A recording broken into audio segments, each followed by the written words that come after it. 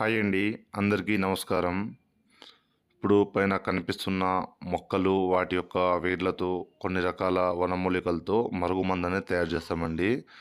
ఈ మరుగుమందుని ఎంతటి వారైనా సరే, ఎంత పెద్దవారైనా, ఎలాంటి వారైనా సరే, ఎలాంటి మొండి వ్యక్తులైనా సరే, ఈ మరుగుమందు 2 సార్లు తినిపించడం లేకుంటే పుయ్యడం జరిగినట్లయితే ఎలాంటి మొండి వ్యక్తులైనా మన కాళ్ళ కింద కుక్కలా రావాల్సిందే.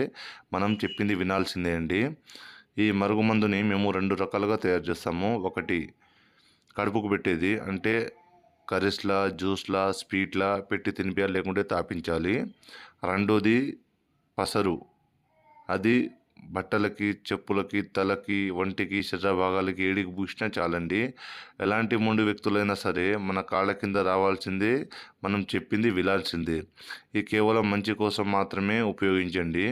భార్యాభర్తల మధ్య సమస్యలున్నా, తల్లి కొడుకుల మధ్య సమస్యలున్నా, అత్త కోడళ్ళ మధ్య సమస్యలున్నా, ఎలాంటి సమస్యలున్నా సరే మనం చెప్పింది వినాల్సిందే, మనం చెప్పు చేతుల్లో రావాల్సిందే.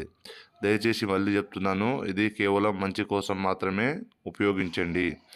గురువుగారి నెంబరు పైన డిస్ప్లే మీద ఇచ్చాను. గురువుగారి నెంబర్కి కాల్ చేసి ఈ ఒరిజినల్ పవర్ఫుల్ మందుని పొందగలరు.